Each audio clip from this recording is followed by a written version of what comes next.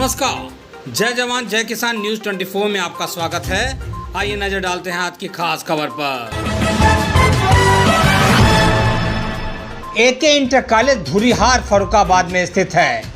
Principal जी पिछले कई साल से शिक्षा के क्षेत्र में जुड़े हुए हैं। प्रबंधक जी ने बताया कि कोरोना काल के समय में भी ऑनलाइन लगवा रहे थे क्लासेस। प्रबंधक जी ने कहा कि शिक्षा उस शेरनी का दूध है जो पिएगा वही दहाड़ेगा। प्रबंधक जी ने कहा कि अपने जीवन में सिर्फ शिक्षा को आगे बढ़ाने के लिए हमने ये कदम उठाया है। उन्होंने कहा कि कोरोना के बाद से स्कूल में लगवा रहे हैं एक्स्ट्रा क्लासेस। प्रबंधक जी ने सभी देशवासियों को दीपावली की हार्दिक शुभकामनाएं दी हैं। देखिए जिला फर्रुखाबाद से संपादक कुमार गौरव के साथ मोहित राजपूत की एक खास रिपोर्ट।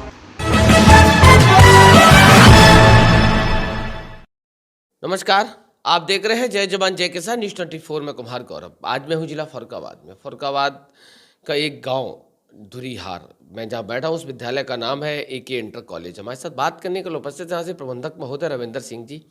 बात करने का और जानने का प्रयास करूंगा कोविड के समय क्या क्या चैलेंजेस रहे, संस्था ने क्या क्या चैलेंजेस फेस करे, बच्चों में क्या क्या चेंजेज आए हैं, फाइनेंशियली क्या क्या क्राइसिस रहे। क्योंकि आप सबने देखा था कि हिंदुस्तान के साथ साथ कई अन्य देश इस महामारी की चपेट में आए थे और सबसे ज़्यादा अगर असर पड़ा था तो सिर्फ और सिर्फ शिक्षा पे। बात करने का और जानने का प्रयास करूंगा कि क्या सुधार हुआ अभी 6 महीने में और आगे कितना समय लगेगा एजुकेशन का जो भी गैप रहा उसको रिकवर करने में। सर, सबसे पहले तो आपका स्वागत है। थैंक यू सर, 2 साल कोविड का समय, कोविड के बाद एक बार नई शुरुआत, कैसे रहे? ये वाकई में शिक्षा जगत के लिए और विद्यालयों के लिए एक बहुत बड़ा चैलेंज रहा है।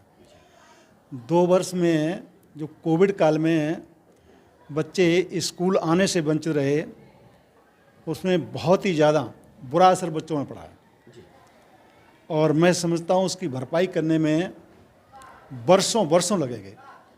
इतनी जल्दी भरपाई करना बहुत मुश्किल है। सपोज कीजिए जो कक्षा 1 में बच्चा जिसने प्रवेश लिया था 2019 में और 20 और 21 में 2 साल कोविड में वो बंद रहा, सरकार के ऐसे निर्देश थे कि बच्चे को 1, 2, 3 में प्रोन्नति दे दिया है, बच्चा 4 में आ गया। 1 और 2 वाला कोर्स वो 3 वाला कोर्स छूट करके 4 वाला कोर्स कंप्लीट कराना बहुत हम लोगों के लिए टेढ़ी कीड़ा है। सर, कोविड के समय आपने देखा था ऑनलाइन क्लास का बहुत ज़्यादा क्रेज रहा। गवर्नमेंट ने भी आदेश करा कि बच्चों को ऑनलाइन शिक्षा दी जाए। आपका क्या मानना है, चूँकि आप काफ़ी समय से शिक्षा से जुड़े हुए हैं, ऑनलाइन और ऑफलाइन में सबसे ज़्यादा इफेक्टिव किसको मानते हैं? ये ऑनलाइन पढ़ाई की व्यवस्था मैं समझता हूँ देहात में तो बिल्कुल नहीं फेल है।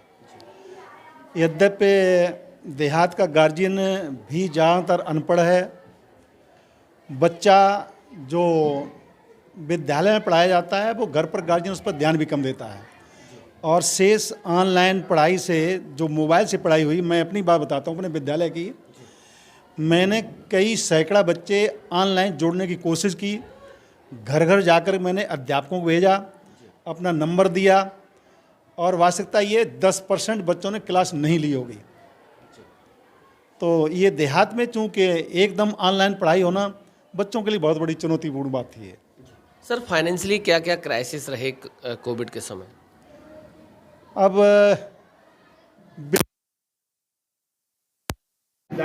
शिक्षक रहा है, शायद किसी भी क्षेत्र में किसी भी डिपार्टमेंट में कहीं पे नहीं रहा, क्योंकि विद्यालय बंद रहे।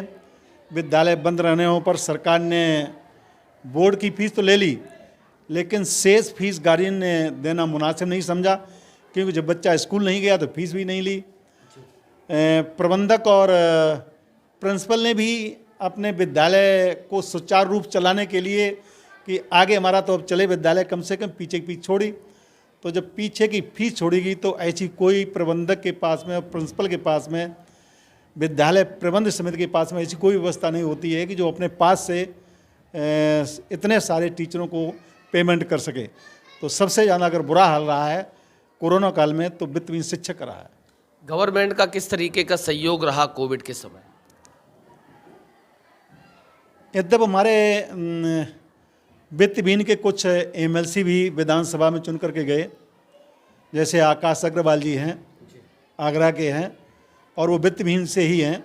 उन्होंने अपनी कई बार विधानसभा में क्वेश्चंस किए कि जो बोर्ड की फीस, जब बच्चों की हाई स्कूल एग्ज़ाम और इंटर का एग्ज़ाम नहीं हुआ है और उनकी बोर्ड फीस जमा करा ली गई है, बच्चों को कापी नहीं दिए गए हैं, बोर्ड ने पेपर नहीं दिए हैं, जो पैसा शेष बचा हुआ है वो वित्तहीन शिक्षक को दे दिया जाए, मानदेय के रूप में दे दिया जाए। तो मैं समझता हूँ सरकार ने इस पर कोई न तो उचित कदम उठाया और न इस पर कोई सोचा और समझा। सर, मानव जीवन में शिक्षा को कितना महत्वपूर्ण मानते हैं? मैं समझता हूँ जिस परिवार की, जिस गांव की, जिस क्षेत्र की, जिस देश की शिक्षा अगर ऊपर होगी तो वो देश, घर, परिवार बहुत अग्रणी होगा, बहुत अग्रणी होगा। क्योंकि शिक्षा ही एक ऐसी चीज़ है कि जिसने शिक्षा रूपी रस का पान किया है, उसने दुनिया की हर चीज़ प्राप्त कर ली है। सर, एक सवाल है आपसे। आपने देखा कि हिंदुस्तान पे धीरे धीरे वेस्टर्न कल्चर हावी हो रहा, बच्चे अपनी मूल संस्कृति से दूर जा रहे हैं। आपका दौर था, उसके बाद हमारा दौर आया, आज की जनरेशन बिल्कुल अलग हो गई। क्या लगता है आपको, संस्था ऐसा क्या करेगी जिससे कि हमारी संस्कृति, संस्कारी बचे और शिक्षा भी चलती रहे? वास्तविकता ये है कि हम लोग भी आज से 50 साल, 40 साल, 45 साल पहले जब प्राथमिक विद्यालय में पढ़ने जाते थे, और उस समय के बहुत से डीएम हैं, एसपी हैं, अधिकारी हैं, क्लास 1, क्लास 2 में हैं, निश्चित तौर पर इसमें सरकार को प्रभावी कदम उठाने चाहिए। यद्यपि सरकार बहुत कुछ सुविधाएं दे तो रही है, प्राथमिक विद्यालय में दे रही है, लेकिन सुविधाओं के साथ साथ जो मूल चीज़ है उस पर मैं समझता हूँ सरकार वो ध्यान नहीं दे पा रही है। क्योंकि शिक्षक को समाज का दर्पण कहा गया है, और शिक्षक के ऊपर जब ज़बरदस्ती कोई दबाव डालता है तो मैं समझता हूँ कि शिक्षक वो उतने मनोयोग से अध्ययन नहीं करता जितना उसे करना चाहिए। और वास्तविकता ये है, जैसे प्राथमिक शिक्षा ले लें, जो आज कॉन्वेंट टाइप के प्राइवेट विद्यालय चल रहे हैं, वो विद्यालय कम तनख्वाह में मेहनत से पढ़वा रहे हैं, और जो गवर्नमेंट के विद्यालय, परिषदीय विद्यालय हैं, वहाँ वास्तव में शिक्षक से शिक्षा के अलावा जो कार्य लिया जाता है वो उसमें अध्यापक का मनोबल निश्चित तौर पर गिरता है पढ़ाने के लिए। सर, एक और सवाल आपसे, पेरेंट्स के लिए क्या संदेश है, उनसे किस सहयोग की उम्मीद आप करते हैं? मैं समझता हूँ, ऐसा कहा गया है कि दुनिया में माँ और बाप से बड़ा कोई शिक्षक नहीं बना है।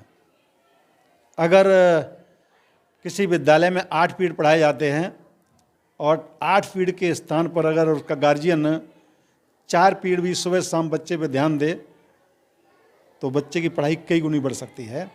और बच्चा जो अपने को फ्री महसूस घर पर करता है जा करके, तो वहाँ पर वो ये सोचेगा मेरे माँ बाप हमसे कभी भी कोई सवाल पूछ सकते हैं, कोई क्वेश्चन पूछ सकते हैं, कभी भी कोई चीज़ पूछी जा सकती है। तो उससे थोड़ा बच्चे पर मानसिक ये असर रहता है कि मुझे हमें घर पर भी पढ़ना चाहिए। सर, एक और सवाल है आपसे। अभी आपने देखा कि उत्तर प्रदेश के पूर्व मुख्यमंत्री रहे, देश के रक्षा मंत्री रहे, और रक्षा मंत्री रहते कई ऐसे काम किए जो इतिहासों के पन्नों में दर्ज होंगे और दर्ज किए जाएंगे। दिवंगत हुए हैं, किन शब्दों के साथ श्रद्धांजलि देना चाहिए? अगर श्रद्धांजलि के बारे में आप हमसे कहेंगे तो मैं कोई भी शब्द कहने में उनके बारे में असमर्थ हूँ, क्योंकि उनके प्रति मेरी वो भावनाएं हैं, हिंदुस्तान में वो किसी भी नेता के प्रति भावनाएं नहीं थी। इस विद्यालय में उनका बहुत बड़ा सहयोग योगदान रहा। पहली बार जब मुख्यमंत्री बने थे, विद्यालय के मेरे 2 बच्चे शहीद हुए थे, उन्होंने विद्यालय को उसमें 50,000 रुपये दिया था। जो बच्चे ख़त्म हुए थे उनको 10,000 रुपये दिए था। और मैं समझता हूँ शायद भावनाएं नहीं थी। इस विद्यालय में उनका बहुत बड़ा सहयोग योगदान रहा। पहली बार जब मुख्यमंत्री बने थे, विद्यालय के मेरे 2 बच्चे शहीद हुए थे, उन्होंने विद्यालय को उसमें 50,000 रुपये दिया था। जो बच्चे ख़त्म हुए थे उनको 10,000 रुपये दिए था। और मैं समझता हूँ शायद अनएडेड विद्यालयों के लिए, शिक्षा के लिए जितना पूर्व मुख्यमंत्री माननीय मुलायम सिंह जी ने किया था, उतना कोई दूसरा मुख्यमंत्री अभी तक नहीं कर पाया, और आगे हम क्या इनकी उम्मीद करें लोगों से। सर आखिरी सवाल, बुराई पे अच्छाई की जीत, दीपावली का पर्व है, विद्यालय परिवार की तरफ से क्या शुभकामनाएं हैं? विद्यालय के परिवार की तरफ से तो मैं सबको यही शुभकामनाएं देना चाहूँगा कि दीपावली का पर्व सबके लिए खुशियों भरा हो, मंगलमय हो। और विशेषकर अभी दीपावली में 1-2 दिन हैं, मैं सरकार से भी निवेदन करना चाहूँगा कि सरकार हम जैसे वित्तहीन शिक्षकों के लिए भी कुछ सोचे तो ज़्यादा बेहतर होगा। बहुत बहुत धन्यवाद सर बात करने के लिए।